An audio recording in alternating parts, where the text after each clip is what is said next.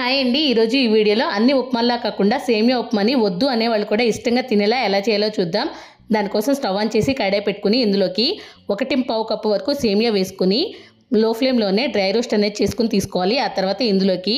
మనకి ఉప్మాకి సరిపడగా ఆయిల్ వేసుకుని ఆ తర్వాత కొద్దిగా పల్లీలు, ఆ తర్వాత పోపు దినుసులు, కొద్దిగా జీడిపప్పు, కరివేపాకు, చిన్నగా కట్ చేసి పెట్టుకున్న పచ్చిమిర్చి ముక్కలు,